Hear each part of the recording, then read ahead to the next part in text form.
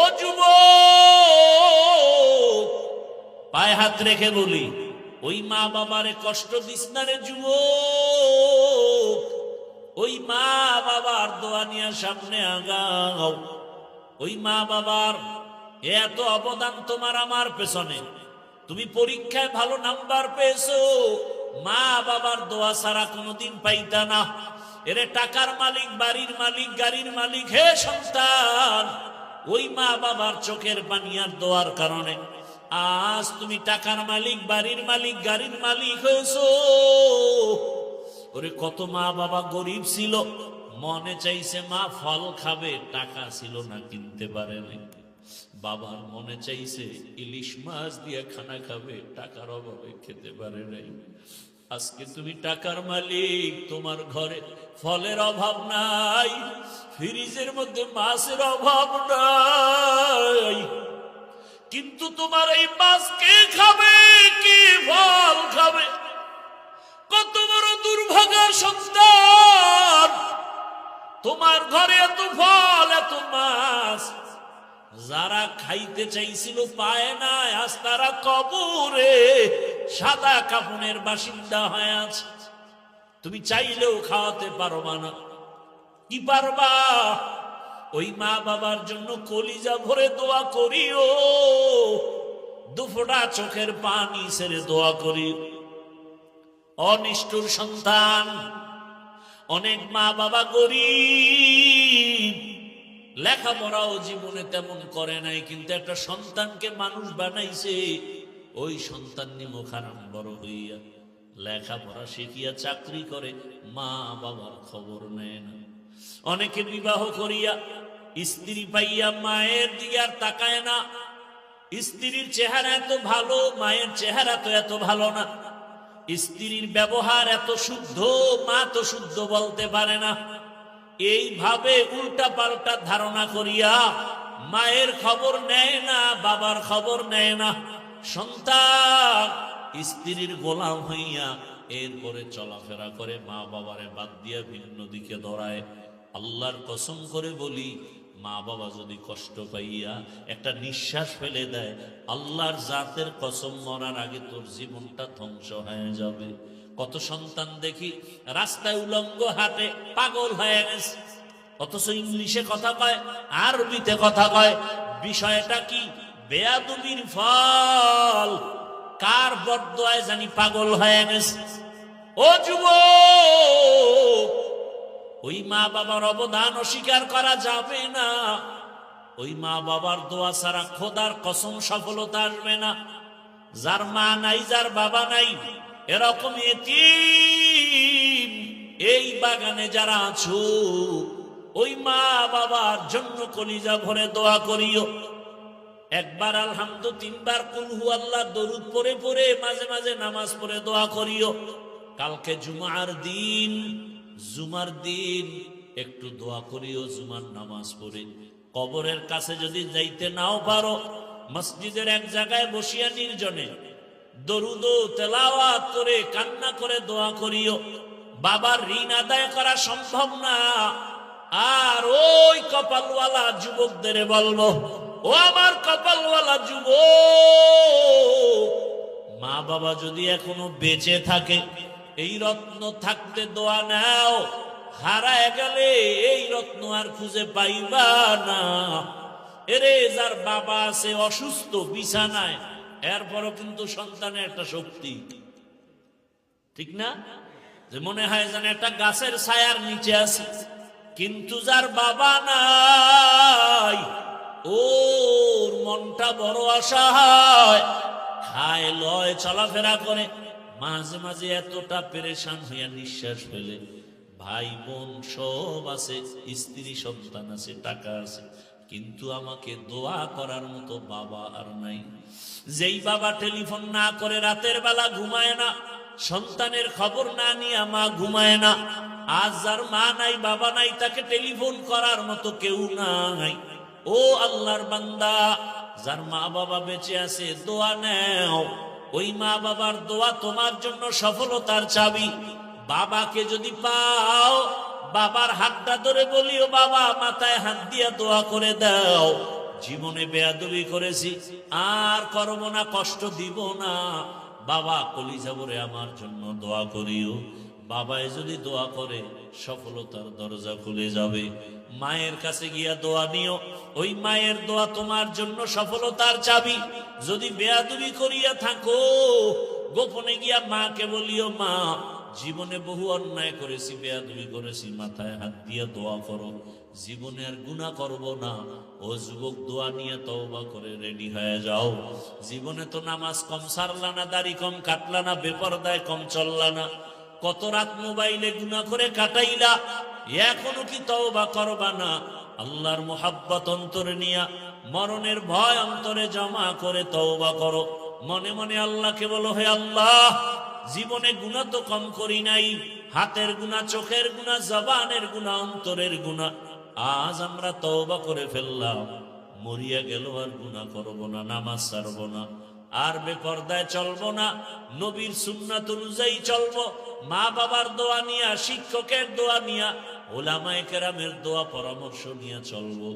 তওবা করার মতো যদি অন্তর কারো তৈরি হয়, খাঁটি তওবার নিয়তে দুটো হাত আমার আল্লাহকে দেখায় দাও। আয় আল্লাহ, হাতগুলো কবুল করে নেন, তওবা কবুল করে নেন, তওবার উপরে মজবুত হইয়া চলার মতো তৌফিক দান করেন, আমিন। আল্লাহ সহবতে সালেহ তোরা সালেহ কুনাত, সোহবতে তালে তোরা তালে কুনাত জামানা, সোহবতে বা আউলিয়া বেহতেরাজ সদসানা তাআত বেরিয়া। আল্লাহ তাআলা আয়াতের মধ্যে মুমিনদের দুইটা আদেশ দিয়েছেন, ইয়া আইয়ুহাল্লাযীনা আমানুত্তাকুল্লাহ ওয়া কুনু মা'আস সাদিকিন। ও দুনিয়ার মুমিন, তোমরা আল্লাহকে ভয় করো, জমিনে যারা সত্যবাদী, ভালো আল্লাহওয়ালা, তাদের বন্ধু হয়ে থাকো।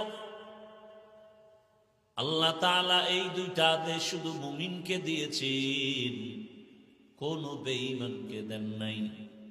মুমিনকে দেওয়ার কারণ, বেঈমানকে না দেওয়ার কারণ হলো জান্নাত শুধু মুমিনেরা পাবে, কোন বেঈমান কখনো জান্নাতের চেহারাও দেখবে না।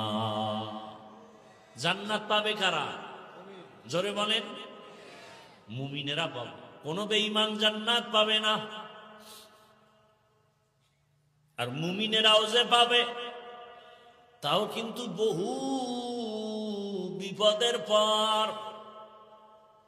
খুব খেয়াল করেন, ঘুম আসতেছে, এ বাঙালি তো সারা রাত মোবাইলের হক আদায় করে, ঘুমায় না। ওয়াজে আসলে ঘুমায় না। জান্নাত শুধু মুমিন পাবে, আর কোন বেঈমান জান্নাত পাবে না। মুমিনেরাও যে জান্নাত পাবে, তাও বড় হিসাবের পর।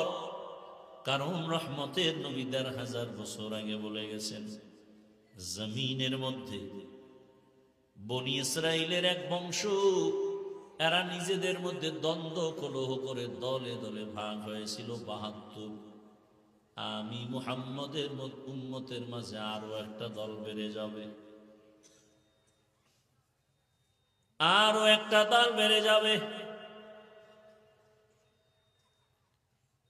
ওয়াতাফতারিকু উম্মতি আলা ৭৩ মিল্লাহ কুল্লুহুম ফিন্নার ইল্লা মিল্লাতান ওয়াহিদাহ। আমি মুহাম্মাদের উম্মতের মধ্যে আরো একটা দল বেড়ে গেলে টোটাল কত দল হবে? নবী বলেন সবাই জাহান্নামে যাবে, এক দল জান্নাতে যাবে। ক্বালু মান হিয়া ইয়া রাসূলুল্লাহ। সাহাবায়ে কেরামের মধ্য থেকে প্রশ্ন করলেন, হে রাসূল, যেই দলটা জান্নাতে যাবে তাদের পরিচয় কি? ক্বালা, নবী বললেন, মা আনা আলাইহি ওয়া আসহাবি। আমার আদর্শ যারা মেনে চলবে আর আমার হাতে গড়া সাহাবা, এদের আদর্শ যারা মেনে চলবে এরাই জান্নাতে যাবে, বাকি সব মুসলমান জাহান্নামে যাবে। ৭২ দল। অতএব এখান থেকে আমরা কি পেলাম? ওই ৭২ দল হিন্দু, বৌদ্ধ, ইহুদি, খ্রিস্টান কেউ না। এই ৭২ দল হবে সব মুমিন মুসলমান। আর যারা আল্লাহর রসুলকেও মানবে, সাহাবায়ে কেরামদেরকেও মেনে চলবেন, এই দল জান্নাতে যাবে। অতএব এখন যদি কাউকে দেখা যায় বলে আমি নবী মানি, সাহাবা মানি না, স্পষ্ট সে মুসলমান হলেও ৭২ দল জাহান্নামীদের অন্তর্ভুক্ত। तुको जाओ सुन्नते अहमद को जा बा मुहम्मद कैबुअद निस्बतुरा मन अहब्बा सुन्नती कौले रसूल मजदे का नमाई हम कुन कबूल। মুমিনেরা জান্নাত পাবে, এজন্য দয়াময় রব্বুল আলামিন শুধু মুমিনদের বয়ান করলেন। ও জগতের মুমিনেরা, দুইটা আদেশ দিলাম। কেন? যদি দুই আদেশ মানো, আমি আল্লাহ ওয়াদা করলাম তোমাকে বিনা হিসাবে জান্নাতি। আরো আস্তে করে বলেন, আতিনা ফি দারে দুনিয়া না হাসান আতিনা ফি দারে উকবা না হাসান ইয়া গিয়াসাল মুস্তাগীসিন ইহদিনা লাফতিখারা বিল উলুমি ওয়াল গিনা। হর গরিদে নেকো তু তৈয়ার হে जो न मांगे उससे तू बेजार है। एक नंबर आदेश हलो আল্লাহকে ভয় করো। কাকে? আর কাউকে না। কাকে ভয় করব? আল্লাহকে ভয় করব। 2 নম্বর আদেশ হলো দুনিয়াতে যারা ভালো মানুষ, আল্লাহর প্রিয়, এদেরকে বন্ধু বানাইয়া তাদের সাথে থাকো। ওই ভালো মানুষের পরিণাম ফল যা হবে তোমারও তাই হবে। ওই ভালো মানুষের সম্মান যা হবে তোমারও তাই হবে। বরযাত্রী যখন বিবাহের অনুষ্ঠানে যায়, বরযাত্রীর সম্মানে তার সাথীরাও সম্মান পায়। কথা ঠিক নেই? জমিনে যারা আল্লাহর মোহাব্বতের গোলাম, এদের বন্ধু বানায় চলো। দুনিয়ার লাইনে দেখো না, টাকাওয়ালার সাথে যাদের ভালোবাসা আছে, ওই টাকাওয়ালা যেমন খাইয়া মরে, টাকাওয়ালার সাথে যারা থাকে ওরা কেউ না খেয়ে মরে না। এমপি সাহেবের সাথে যাদের সম্পর্ক, ওই এমপি সাহেব পার্লামেন্টে ঢুকে তার তো পাশ আছে, বন্ধুটার পাশ না থাকলেও এমপির সম্পর্কের কারণে সেও ঢুকতে পারে। এমপি সাহেব যেই ফ্যাসিলিটি পায়, সম্মান পায়, এমপি সাহেব তার বন্ধুটাকেও সেই সম্মান দেয়। আবার কেউ যদি জানে এই লোকটা এমপি সাহেবের কলিজার বন্ধু, এমপিকে যতটুকু সম্মান করে বন্ধুটাকেও ততটুকু সম্মান করে। দুনিয়াতে আমার আল্লাহর যারা প্রিয় গোলাম, এদের সাথে যদি সম্পর্ক রাখে, আমার আল্লাহ তার প্রিয় গোলামের যেই সম্মান দান করবেন, ওর বন্ধুটাকেও সেই সম্মান দান করবে। যেমন হাদিসে একটা ঘটনা আছে, হাসরের ময়দান যেদিন কায়েম হয়ে যাবে, রহমতের নবী বলেন, এক বান্দার আমলনামা ওজন দিয়ে দেখবে কোনো নেক নাই। আল্লাহ তাআলার অর্ডার হবে, একে জাহান্নামের শিকল লাগাইয়া জাহান্নামে নাও। এই বান্দাকে যখন জাহান্নামের শিকল লাগাইয়া জাহান্নামের দিকে নেওয়া হবে, ওই বান্দা বারবার পেছন দিয়ে তাকাবেন। আমার আল্লাহ বলবে, ফেরেশতার একটু দাঁড়াও। এই বান্দা বারবার পেছন দিকে তাকায় কেন বলো? ফেরেশতারা বলবে জানি না। আল্লাহ বলবে বারবার আমার আদালতের দিকে তাকায়, এ কারণে দেখেনি আমি রবের একটু দয়া হয়ে যায়। আমি রবের উপরে দয়া করি কিনা এই আবেগ নিয়ে বারবার পেছনে তাকায়। দাঁড়াও, আমি এই বান্দার উপরে যে একটু দয়া করব, আমার তো একটা লাইন লাগবে, একটা সূত্র লাগবে।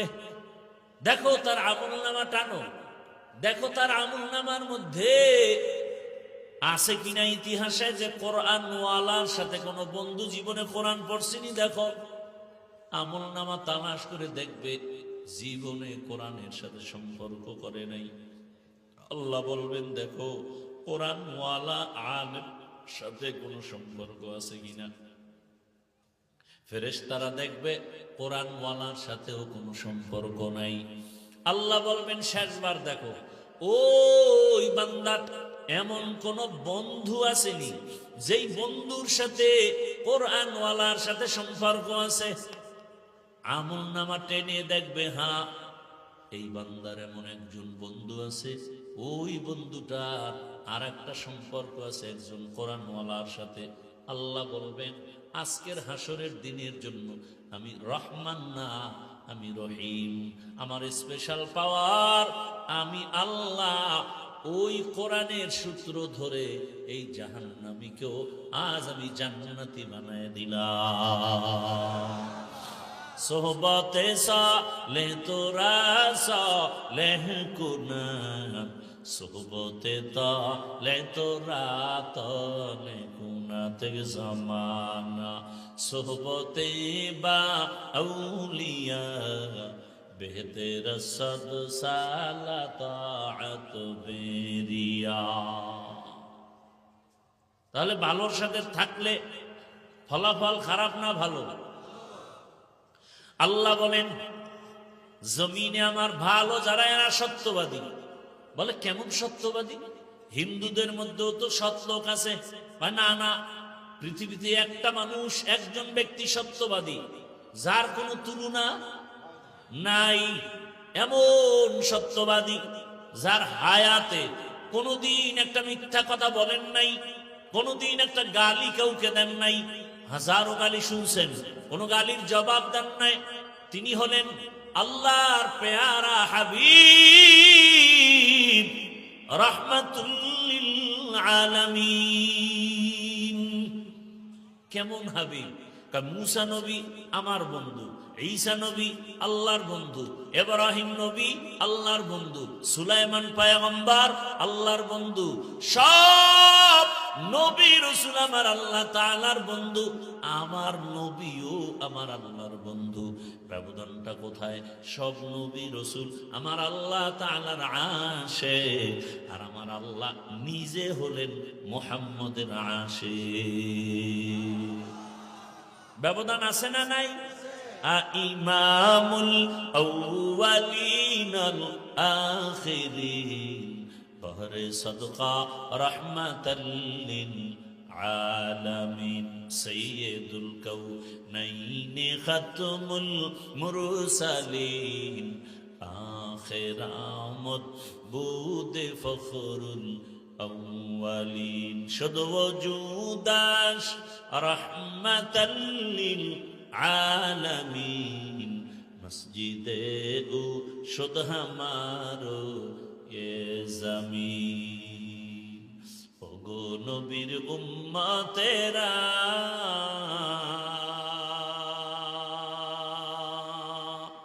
হয়ে আজি দিশাহারা, কোরআন হাদিসের চলো যখন যাহা চায় মনে, নবী বিনে কে তরাবে পুলসিরাত মিজানে, নবী বিনে কে তরাবে পুলসিরাত মিজানে। উম্মতের কান্ডারি নবী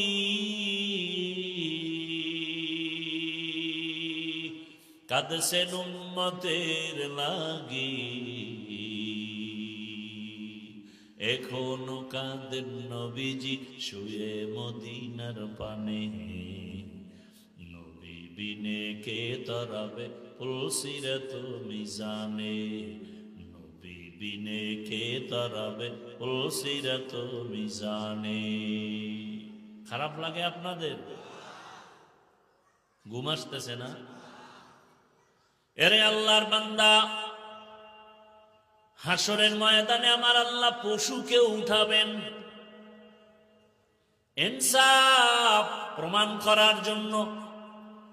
দুইটা গরুকে উঠায় বলবেন, এ দুর্বল গরু, কিয়ামতের ময়দানে তোদের হাজির করলাম, তোদের জান্নাত নাই জাহান্নামও নাই। উঠাইলাম কেন? ইনসাফের বিচার দেখাবার জন্য। দুনিয়ার জমিনে সবল গরুটা একটু শক্তি আছে এজন্য হুদাই খামাখা তুই দুর্বলের উপরে হামলা করেছে গায়ের জোরে। দুর্বলের উপরে এমনি হামলা করার নাম সন্ত্রাস। যারা করে এরা সন্ত্রাসী। বুঝেননি কিছু? ভালো করে বুঝেন। আল্লাহ বলবেন, ও দুর্বল গরু, আজ আমি তোর শক্তি ফিরায় দিয়েছি। সবল গরুটার উপরে তুই ওই রকম একটা আঘাত করে প্রতিশোধ নিয়ে নে। কিয়ামতের ময়দানে আল্লাহ ইনসাফের বিচার দেখায় দিবেন। তাহলে পশুর যদি বিচার হয়, আপনি আমি মানুষের বিচার হবে না? কঠিন হবে। দুনিয়াতে অন্যায় করে সন্তান, পুলিশ এসে বাবার হাতে কেন হ্যান্ডকাপ লাগায়? এ দুনিয়াতে নিয়ম নাই? অন্যায় করেছে সন্তান, বাবার হাতে হ্যান্ডকাপ। কিয়ামতের দিন বহু সন্তানের অপরাধের কারণে মা বাবা আল্লাহর আদালতে আটকা পড়ে যাবে। ও পর্দার আড়ালের আম্মা জান, একটা সন্তান ভালো হওয়া না হওয়া বাবার তুলনায় নির্ভর করে মায়ের আদর্শের উপর। এ কারণেই তো মায়ের সম্মান অনেক বেশি, মায়ের মর্যাদা বেশি। রহমতের নবী 3 বার বলেছেন, মাকে সম্মান করো, মায়ের হক আদায় করো। একবার বলেছেন বাবার কথা। নবী হাদিসে বলেছেন, দুনিয়াতে যা দেখো সব সম্পদ। আর দুনিয়া কুল্লুহা মাতা, খায়রু মাতা'আদ দুনিয়া লিমরাতুস সালিহা। আদর্শবান একজন নারী গোটা দুনিয়ার মধ্যে শ্রেষ্ঠ সম্পদ। কারণ দামি বিজ্ঞানী, দামি দামি DC, SP, OC, engineer, professor, ডাক্তার, এ দুনিয়ায় যত দামি দামি জগৎ বিখ্যাত সন্তান, সব হওয়ার পেছনে মায়ের অবদান। কার অবদান? মায়ের অবদান।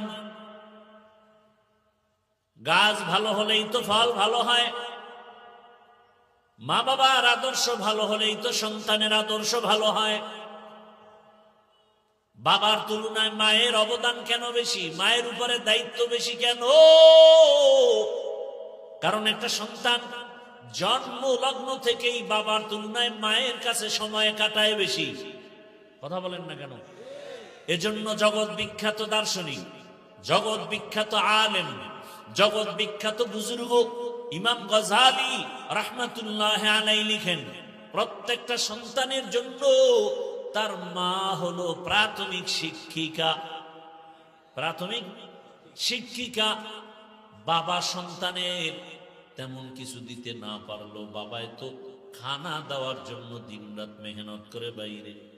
মা সন্তানটাকে ছোট থেকে, শিশু থেকে শিখাবে। আর বাচ্চাগুলো অনুকরণ প্রিয়, মা যা করে বাচ্চা দেখে দেখে তাই করে।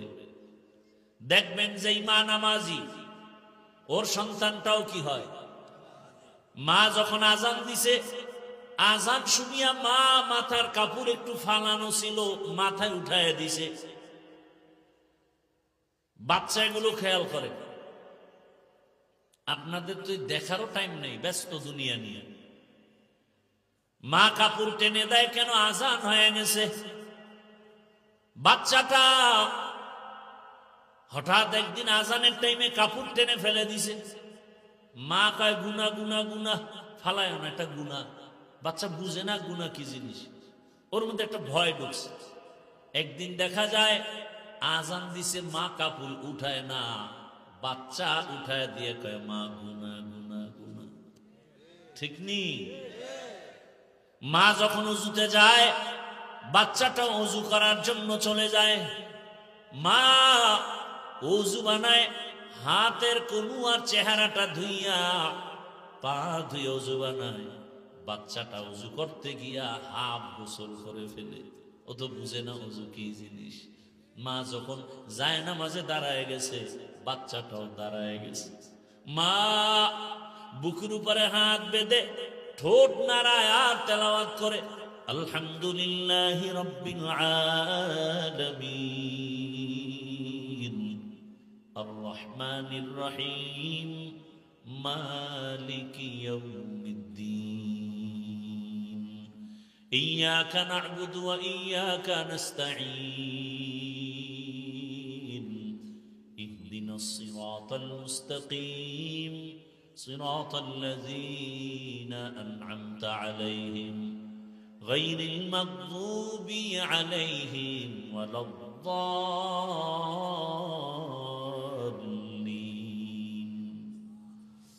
বাচ্চা তো বুঝে না মা কি করে, ও দেখে খালি ঠোঁট নাড়ায়, বাচ্চাও ঠোঁট নাড়ায়। এই কাহিনী দেখছেন জীবনে? এই কপাল হইছে? মা তেলাওয়াত শেষ করে যখন কেরাত শেষ, রুকুতে গেল, বাচ্চাটাও রুকুর মধ্যে চলে গেল। মা সামি আল্লাহু লিমান হামিদা বলে দাঁড়ায় আবার সিজদায় গেল, বাচ্চাটাও সিজদায় চলে গেল। মা সিজদায় গিয়া পড়ে কপাল আর নাক লাগায় পড়ে সুবহানা রাব্বিয়াল আ'লা। বাচ্চাটার নাক আর কপাল না লাগাইয়া গালটারে মাটির মধ্যে লাগায় মায়ের দিকে তাকায় আছে। দেখে মা ঠোঁট নাড়ায়, বাচ্চাটাও ঠোঁট নাড়ায়। কত আর ভাল লাগে! রব্বে কারীমের কুদরতি অন্তরে মায়ার জোশ এসে গেছে। আল্লাহ বলেন ফেরেশতা তাকায় দেখ, ওই বাচ্চাটা মায়ের পাশে ঠোঁট নাড়ায় কেন? বলে ওর মা ঠোঁট নাড়ায়। বলে ওর মা কি বলে? বলে ওর মা বলে সুবহানা রাব্বিয়াল আ'লা। আল্লাহ বলেন আমল নামায় লেখ, বাচ্চাও বলে সুবহানা রাব্বিয়াল আ'লা। বাচ্চার যত সওয়াব সবগুলো মায়ের আমল নামায় লিখে দাও। কারামত কর দিয়া জ খিদমত পসন্দি বতৌফিকে সুজুদম সরবলন্দি সালেহাতু संगे बूदी दिल खराश आजमूदा एक जमाना खाके वास। ভাইরা আমার, এটাকে আমগো বাংলায় বলে সৎসঙ্গে অসৎসঙ্গে সর্বনাশ। ভালো একটা চরিত্রবান মানুষ খারাপ মানুষের সাথে চলার কারণে সে নিজেই খারাপ হয়ে যায়। জীবনে বিড়ি টানে না, এখন বিড়ি ঘরের লগে একটু ঘুরতে গেছে, ভাই দিয়ে একটা টান দিয়ে দেখ না কেমন লাগে। জীবনেও টান দিনি, দেখ টেস্ট, ওয়ান টেস্ট। এভাবে করতে করতে একটা খারাপ মানুষ ভালো হয়ে যায়। আবার ভালোর সাথে থাকলেও খারাপ চরিত্রের মানুষগুলো ভালোর দিকে যায়, আর ভালো মানুষটা খারাপের সাথে থাকলে খারাপ হয়ে যাবে। আল্লাহ কয় আমাকে ভয় কর, আর যারা ভালো সত্যবাদী আমার প্রিয় এদের বন্ধু বানায় চলো, লাভ হবে তুমি দুনিয়ায়ও বাদশা, পরকালেও বাদশা। ভাইরা আমার, দুনিয়াতে ভালোর সাথে না চলে কেউ ভালো হতে পারে নাই, দামি ব্যক্তির সাথে না চলিয়া কেউ দামি হতে পারে নাই। দুনিয়ার লাইনে তাকায় দেখেন, বড় বড় ডাক্তার যারা হয়েছে, নামি দামি ডাক্তার গোটা দুনিয়া চিনে, ওরা নিজেরা শুধু লেখাপড়া করে এত দূর আগাতে পারে নাই, অভিজ্ঞ বড় ডাক্তারের সাথে সম্পর্ক, এজন্য বড় হয়ে গেছে। বড় ইঞ্জিনিয়ার লেখাপড়া সার্টিফিকেট দিয়ে বড় হতে পারে নাই, অভিজ্ঞ ইঞ্জিনিয়ারের সোহবতে গিয়া সংস্রবে গিয়ে সময় লাগাইছে, এজন্য বড় হয়ে গেছে। দুনিয়ার সব বড়রা ভালোর সাথে থাকে, বড়র সাথে থাকে, এজন্য বড় হয়। আখেরাতের লাইনে তুমি যদি আখেরাতওয়ালা বড়দের সাথে সম্পর্ক করো, আল্লাহ তোমাকেও দুনিয়াতে সর্বোচ্চ সম্মান দান করবেন। ও আল্লাহর বান্দারা, শুধু মানুষ কেন, ভিন্ন প্রাণী ভালোর ছোঁয়া লাগছে তো দামি হয়ে গেছে।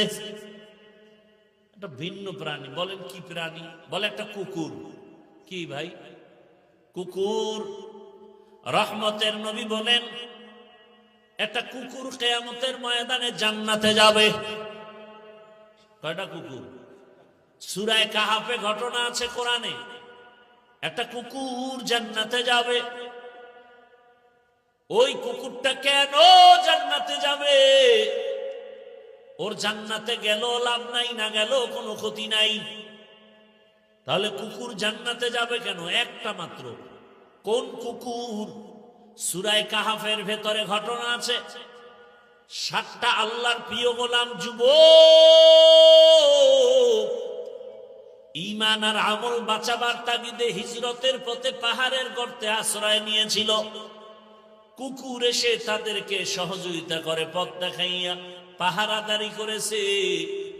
এই যে আল্লাহ ওয়ালার সাথে একটু ছোঁয়া লাগছে, রহমতের নবী বলে এই কুকুরটাও আল্লাহর জান্নাতে যাবে। কুকুর জান্নাতে যাওয়া না যাওয়া কিছু না, আল্লাহ দেখায় যে একটা ভালোর ছোঁয়া লাগলে কিভাবে ভালো হয়, দামির সাথে লাগলে দামি হয়ে যায়। কথা ঠিক না ভাইয়েরা আমার?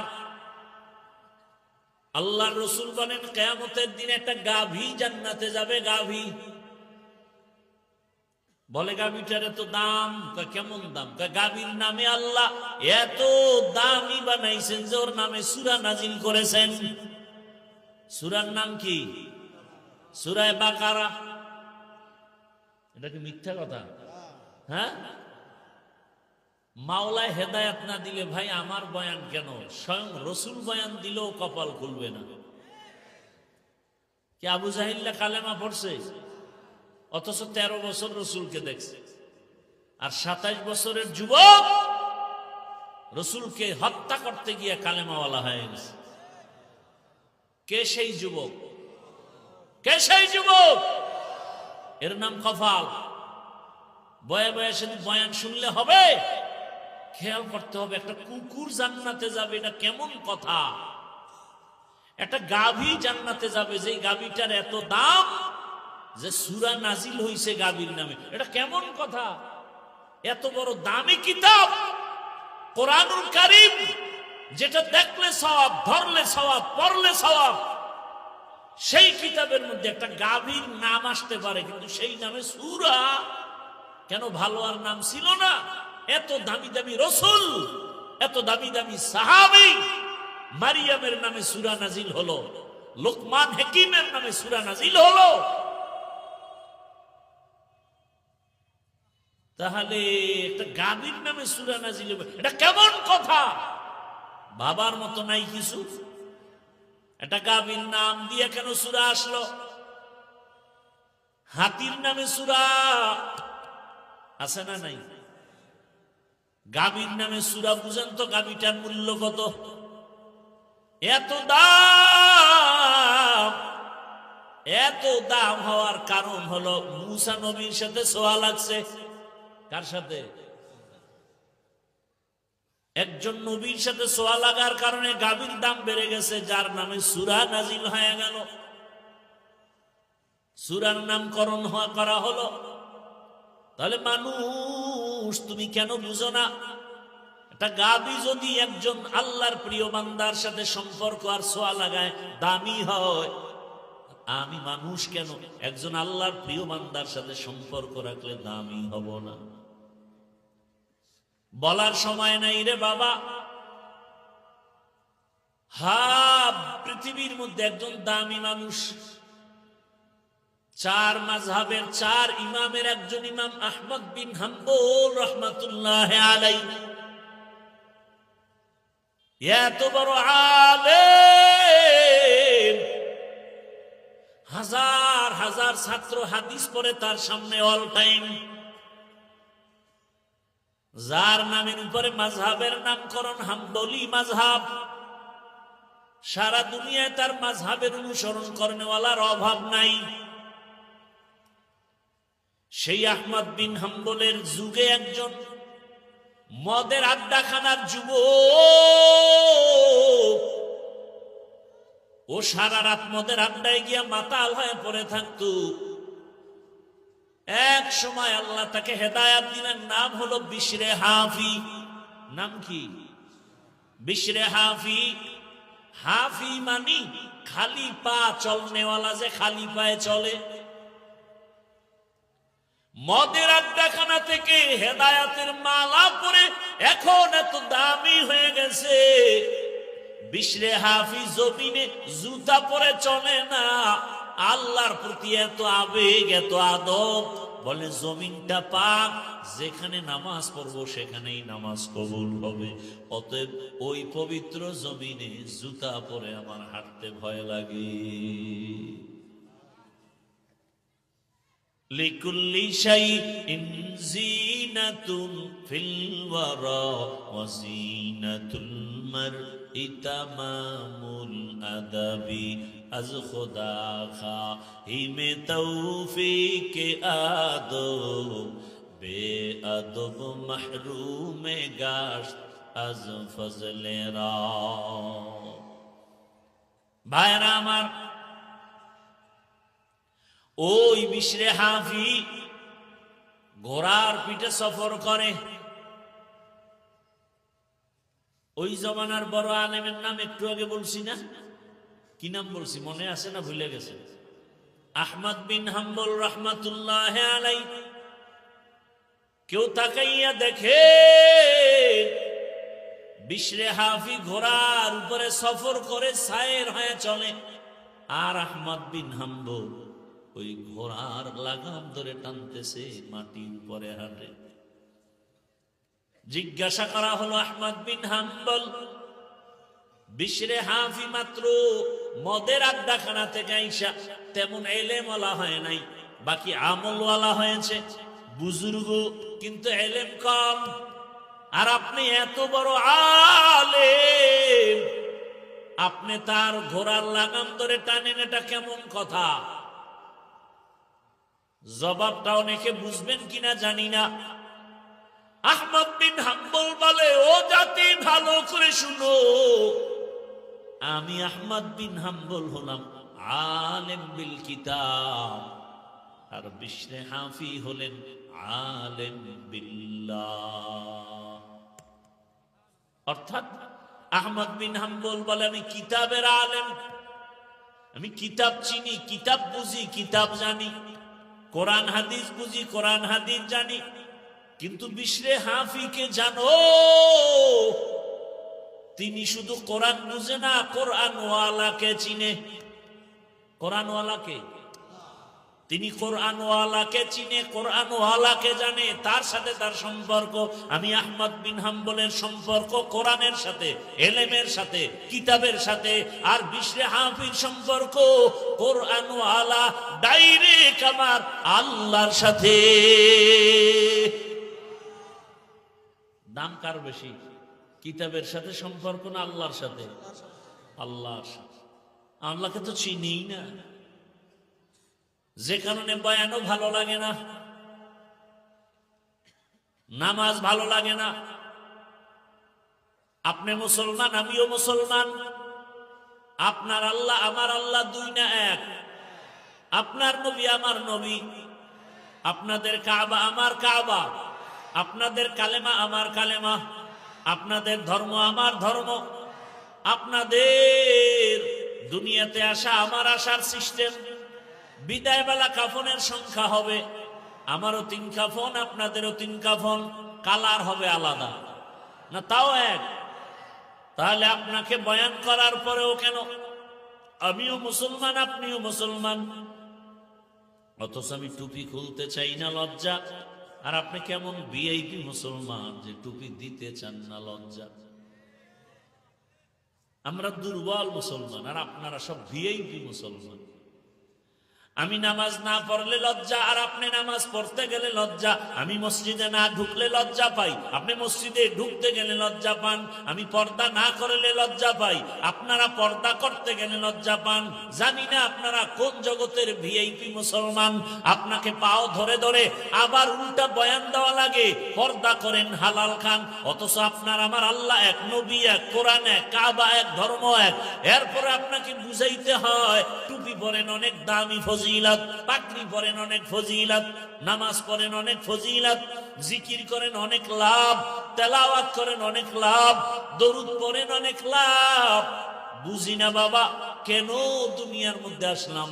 পায়ে ধরে ধরে বুঝাইতেছি আপনাদের, তাও একদল মানুষ বুঝে না, বুঝার চেষ্টাও করে না, উল্টা বিরোধিতা করে। এমন নেমো খারাপ নাই? আল্লাহ হেদায়াত দান করুন। এরে আল্লাহর বান্দারা, আল্লাহ রসুল বলেন কিয়ামতের দিন একটা পিপিলিকা জান্নাতে যাবে। কি জান্নাতে যাবে? পিপিলিকা। দামি কত? এর নামেও সূরা নাজিল হয়ে গেছে। সূরার নাম কি? সূরা নামল। পিপিলিকা এত দামি কেন যে পিপিলিকার নামে সূরার নাম আসছে? সুলাইমান নবীর সোয়া লাগছে তো দাম বেড়ে গেছে। বা সুলাইমা দাদে মুলকো সরোয়ারি শুধমতি খাতে মশদে ওয়াপুরি। পয়গম্বর সুলাইমান জমিনের উপরে সিংহাসনে চলে। জমিন থেকে 9 মাইল উপরে সুলাইমান পয়গম্বরের সিংহাসন চলে। কয় মাইল উপরে?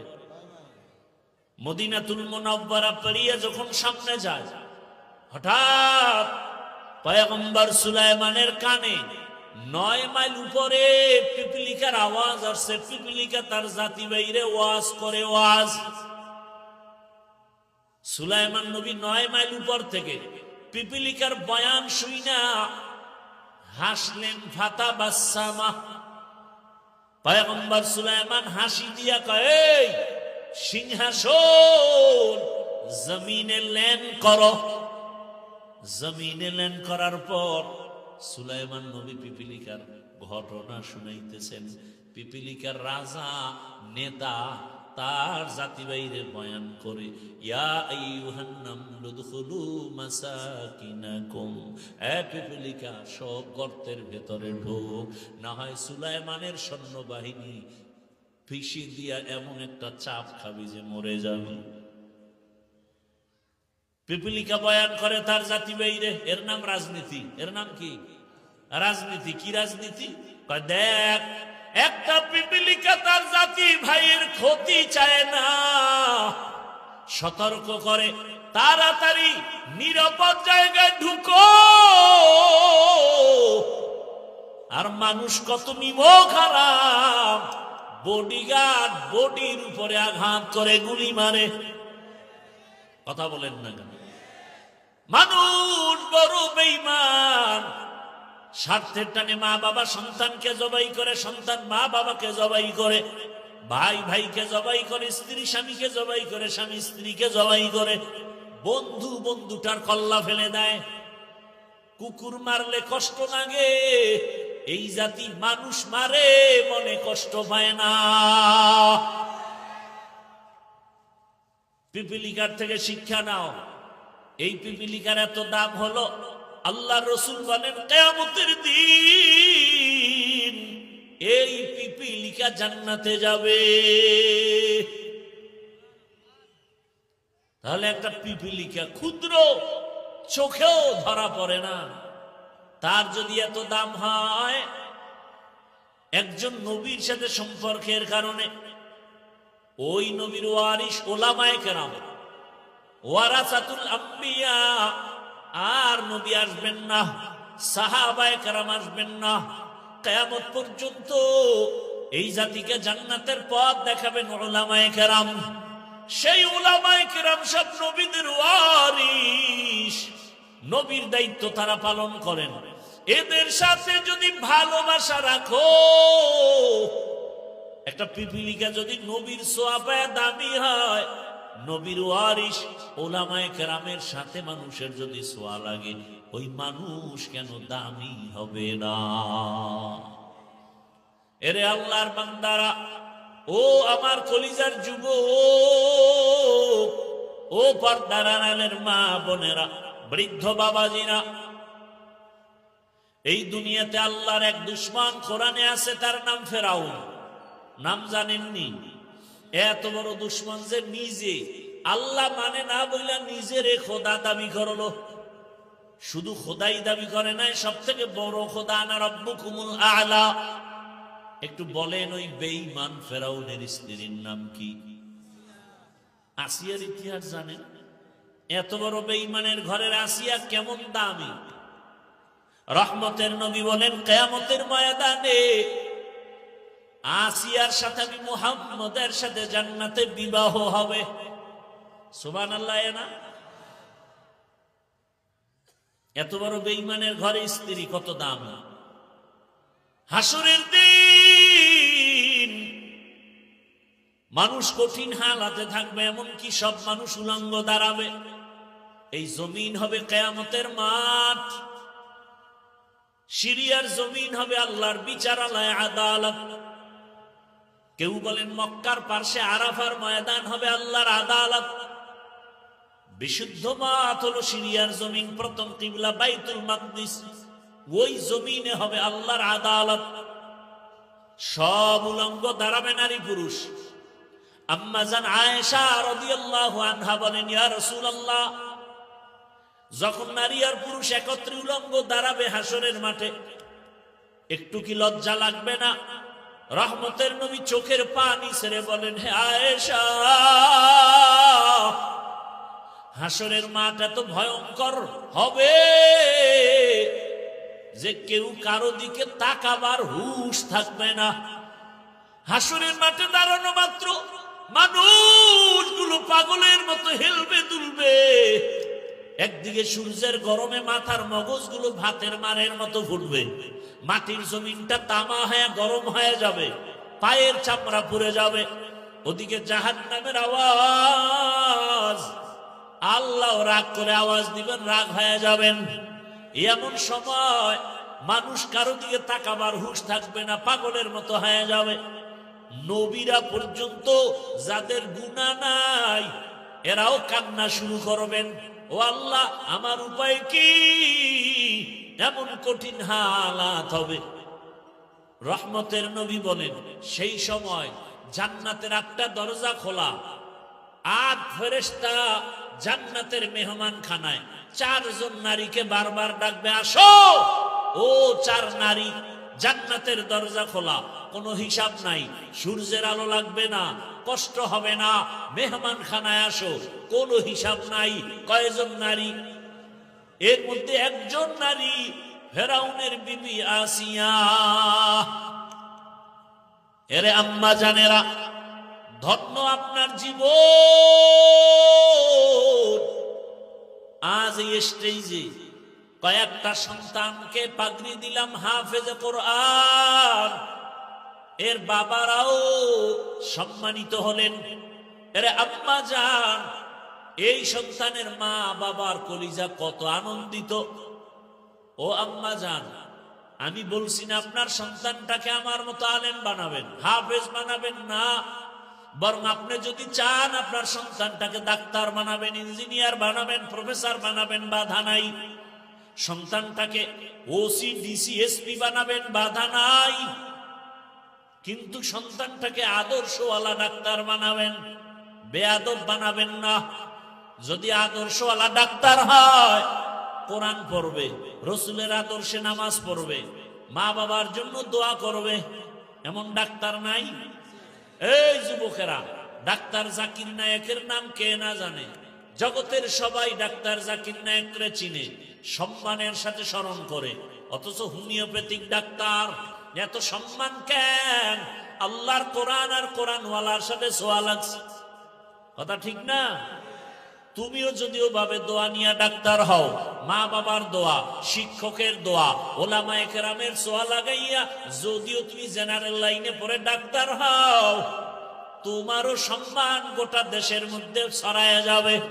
আল্লাহ যদি কবুল করে গোটা দুনিয়ায় ছড়াবে। আল্লাহ পারে না? ভালো ছোঁয়া লাগাও, সৎ সঙ্গে থাকো, মোবাইলের গুনার সঙ্গ বাদ দাও, আড্ডা বাদ দাও, নারীদের আড্ডা বন্ধ করো, বেপর্দা চরিত্রহীন বন্ধু বান্ধবের আপন বানায় না। জীবনে মানুষের সম্পদ দুইটা, সুন্দর চরিত্র আর সুস্বাস্থ্য। কি? সুন্দর চরিত্র নষ্ট করার জন্য মোবাইল তোমার পেছনে কাজ করে, আর তোমার বন্ধু বান্ধবেরা যদি খারাপ হয় তোমার চরিত্র খারাপ হয়ে যাবে। এরে আমার যুবক, আদর্শবান ইঞ্জিনিয়ার হও, আদর্শবান ডাক্তার হও, আদর্শবান ডিসি হও, আদর্শবান এসপি হও। আমার দেশে মাওলানা মুফতি মুহাদ্দিসের অভাব নাই। আমার দেশে আদর্শবান ডাক্তারের অভাব, আদর্শবান ইঞ্জিনিয়ারের অভাব, আদর্শবান ডিসি এসপির বড় অভাব। আদর্শবান ডাক্তার হও। আজ যদি আমার থানা জেলার ওসিডিসিরা আদর্শবান নামাজি হতো, কোরআনের বয়ান চলতো, কোন সুদখোরের অনুমতি নেওয়া লাগতো না। তাহলে স্কুলে কলেজে পড়িয়া, ডাক্তারি পড়িয়া, জেনারেল লাইনে পড়িয়া কি আমার আল্লাহকে পাওয়া যাবে না? হ্যাঁ, সাঙ্গটারে পাল্টাও, খারাপ সঙ্গ বাদ দিয়া ভালো সঙ্গ লাগাও, আলেমদের ছোঁয়া লাগাও। দেখো কুষ্টিয়া ভার্সিটির মধ্যে কি টুপিওয়ালা কোনো ছাত্র নাই? কথা বলো। পরে জেনারেল লাইনে কিন্তু মাথায় টুপি, পাগড়ি, দাড়িও বড়। ঢাকা কলেজে যাও, পাগড়িওয়ালা ছাত্রের অভাব নাই। তুমি কেন পারো না? বরং তোমার কাছে বয়ানও ভালো লাগে না। কারণটা কি? তোমার অন্তর দুর্বল হয়ে গেছে। এখনো সময় আছে, ফিরে আসো, আল্লাহর কাছে তওবা করো। ও আল্লাহর বান্দারা, এত বড় বেঈমানের ঘরের ফেরাউনের ঘরে আসিয়া আমার আল্লাহর এত পেয়ারা হয়ে গেলেন। রহমতের নবী সুসংবাদ দিছে, কিয়ামতের দিন জান্নাতে তার সাথে বিবাহ হবে। ও আল্লাহর বান্দারা, ও আম্মা জানেরা, আপনার সন্তান আল্লাহ দান করেছেন, এই সন্তানটাকে আদর্শ শিখায়া যান। ও আমার যুবক বাবারা, ওই মা বাবার দোয়া নিয়ে সামনে আগাও। কারণ বিদ্যুতের থেকেও দ্রুত গতিতে সন্তানের জন্য মা বাবার দোয়া কবুল হয়ে যায়। এই চেয়ারে বসছি ঠিক, মা বাবার দোয়া ছাড়া এই সম্মান অর্জন হয় নাই। জানো না রে বাবা, মা বাবা কি পরিমাণ একটা সন্তানের পিছনে কষ্ট করে জানো না? কত রাত, এই শীতের রাত আমরা শিশুকালে কি পরিমাণ কষ্ট দিয়েছি। আম্মা জান ঘুমায় নাই, সারা রাত পাহারা দিয়েছি। ও আল্লাহর বান্দা, কতদিন মা খানা খায় নাই, বাচ্চাকে খানা খাওয়ায় বড় রাখছে। কত গরিব বাবা আছে, মা আছে, ঈদের সময় ভালো জামা কাপড় পরতে পারে না, কিন্তু সন্তানকে পরাবার জন্য পাগলের মতো হয়ে যায়। নিজেরা খাইতে পারে না, কিন্তু সন্তানের কষ্ট করে খাওয়ায়। ও যুবক, পায়ে হাত রেখে বলি, ওই মা বাবারে কষ্ট দিস না রে যুবক। ওই মা বাবার দোয়া নিয়ে সামনে আগাও। ওই মা বাবার এত অবদান তোমার আমার পেছনে। তুমি পরীক্ষায় ভালো নাম্বার পেয়েছো, মা বাবার দোয়া ছাড়া কোনোদিন পাইতা না। এরে টাকার মালিক, বাড়ির মালিক, গাড়ির মালিক, হে সন্তান, ওই মা বাবার চোখের পানি আর দোয়ার কারণে আজ তুমি টাকার মালিক, বাড়ির মালিক, গাড়ির মালিক হয়েছো। ওরে কত মা বাবা গরিব ছিল, মনে চাইছে মা ফল খাবে, টাকা ছিল না, কিনতে পারে নাই। বাবার মনে চাইছে ইলিশ মাছ দিয়ে খানা খাবে, টাকার অভাবে খেতে পারে নাই। আজকে তুমি টাকার মালিক, তোমার ঘরে ফলের অভাব নাই, ফ্রিজের মধ্যে মাছের অভাব নাই, কিন্তু তোমার এই মাছ কে খাবে, কে ফল খাবে? কত বড় দুর্ভাগা সন্তান! তোমার ঘরে এত ফল, এত মাছ, যারা খাইতে চাইছিল পায় না, আজ তারা কবরে সাদা কাফনের বাসিন্দা হয়ে আছে। তুমি চাইলেও খাওয়াতে পারবা না। কি পারবা? ওই মা বাবার জন্য কলিজা ভরে দোয়া করিও, দুফোঁটা চোখের পানি ছেড়ে দোয়া করিও। অনিষ্ঠুর সন্তান, অনেক মা বাবা গরিব, লেখাপড়াও জীবনে তেমন করে নাই, কিন্তু একটা সন্তানকে মানুষ বানাইছে। ওই সন্তান নিমখারাম বড় হইয়া লেখাপড়া শিখিয়া চাকরি করে, মা বাবার খবর নেয় না। অনেকে বিবাহ করিয়া স্ত্রী পাইয়া মায়ের দিকে আর তাকায় না। স্ত্রীর চেহারা এত ভালো, মায়ের চেহারা তো এত ভালো না। স্ত্রীর ব্যবহার এত শুদ্ধ, মা তো শুদ্ধ বলতে পারে না। এইভাবে উল্টা পাল্টা ধারণা করিয়া মায়ের খবর নেয় না, বাবার খবর নেয় না। সন্তান স্ত্রীর গোলাম হইয়া এরপরে চলাফেরা করে, মা বাবারে বাদ দিয়া ভিন্ন দিকে দৌড়ায়। আল্লাহর কসম করে বলি, মা বাবা যদি কষ্ট পাইয়া একটা নিঃশ্বাস ফেলে দেয়, আল্লাহর জাতের কসম, মরার আগে তোর জীবনটা ধ্বংস হয়ে যাবে। কত সন্তান দেখি রাস্তায় উলঙ্গ হাঁটে, পাগল হয়ে গেছে, অথচ ইংলিশে কথা কয়, আরবিতে কথা কয়। বিষয়টা কি? বেয়াদবির ফল। কার বদদোয়ায় জানি পাগল হয়ে গেছে। ও যুবক, ওই মা বাবার অবদান অস্বীকার করা যাবে না। ওই মা বাবার দোয়া ছাড়া খোদার কসম সফলতা আসবে না। যার মা নাই, যার বাবা নাই, এরকম এতিম এই বাগানে যারা আছো, ওই মা বাবার জন্য কলিজা ভরে দোয়া করিও। একবার আলহামদু, তিনবার কুল হু আল্লাহ দরুদ পড়ে পড়ে মাঝে মাঝে নামাজ পড়ে দোয়া করিও। কালকে জুমার দিন একটু দোয়া করিও, জুমার নামাজ পড়ে। কবরের কাছে যদি যাইতে নাও পারো, মসজিদের এক জায়গায় বসিয়া নির্জনে দরুদ তেলাওয়াত করে কান্না করে দোয়া করিও। বাবার ঋণ আদায় করা সম্ভব না। আর ওই কপালওয়ালা যুবকদের বলবো, ও আমার কপালওয়ালা যুবক, মা বাবা যদি এখনো বেঁচে থাকে, এই রত্ন থাকতে দোয়া নাও। হারায় গেলে এই রত্ন আর খুঁজে পাইবা না। এরে যার বাবা আছে অসুস্থ বিছানায়, এরপরও কিন্তু সন্তানের একটা শক্তি, ঠিক না? যে মনে হয় যেন একটা গাছের ছায়ার নিচে আছে। কিন্তু যার বাবা নাই, ওর মনটা বড় অসহায়, খায় লয় চলাফেরা করে, মাঝে মাঝে এতটা পেরেশান হইয়া নিঃশ্বাস ফেলে। ভাই বোন সব আছে, স্ত্রী সন্তান আছে, টাকা আছে, কিন্তু আমাকে দোয়া করার মতো বাবা আর নাই। যেই বাবা টেলিফোন না করে রাতের বেলা ঘুমায় না, সন্তানের খবর না নিয়ে মা ঘুমায় না। আজ যার মা নাই, বাবা নাই, তাকে টেলিফোন করার মতো কেউ নাই। ও আল্লাহর বান্দা, যার মা বাবা বেঁচে আছে, দোয়া নেও। ওই মা বাবার দোয়া তোমার জন্য সফলতার চাবি। বাবাকে যদি পাও, বাবার হাতটা ধরে বলিও, বাবা মাথায় হাত দিয়া দোয়া করে দাও, জীবনে বেয়াদবি করেছি, আর করব না, কষ্ট দিব না। বাবা কলিজা ভরে আমার জন্য দোয়া করিও। বাবায় যদি দোয়া করে, সফলতার দরজা খুলে যাবে। মায়ের কাছে গিয়া দোয়া নিও, ওই মায়ের দোয়া তোমার জন্য সফলতার চাবি। যদি বেয়াদবি করিয়া থাকো, গোপনে গিয়া মাকে বলিও, মা জীবনে বহু অন্যায় করেছি, বেয়াদবি করেছি, মাথায় হাত দিয়ে দোয়া করো, জীবনে আর গুনাহ করব না। ও যুবক, দোয়া নিয়ে তওবা করে রেডি হয়ে যাও। জীবনে তো নামাজ কম সারলা না, দাড়ি কম কাটলা না, বেপরদায় কম চললা না, কত রাত মোবাইলে গুনাহ করে কাটাইলা, এখনো কি তওবা করবা না? আল্লাহর মোহাব্বত অন্তরে নিয়া, মরণের ভয় অন্তরে জমা করে তওবা করো।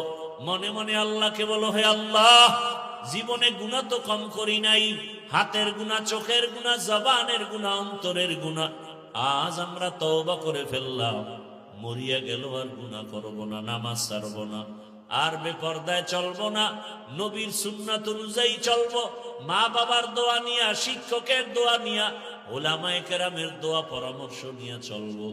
তওবা করার মতো যদি অন্তর কারো তৈরি হয়, খাঁটি তওবার নিয়তে দুটো হাত আমার আল্লাহকে দেখায় দাও। আয় আল্লাহ, হাতগুলো কবুল করে নেন, তওবা কবুল করে নেন, তওবার উপরে মজবুত হইয়া চলার মতো তৌফিক দান করেন, আমিন। আলহামদুলিল্লাহি রাব্বিল আলামিন, ওয়াসসালাতু ওয়াসসালামু আলা সাইয়্যিদিল আমবিয়াই ওয়াল মুরসালিন ওয়া আলা আলিহি ওয়া আসহাবিহি আজমাইন। ইয়া আরহামার রাহিমিন, ইয়া আরহামার রাহিমিন, ইয়া আরহামার রাহিমিন।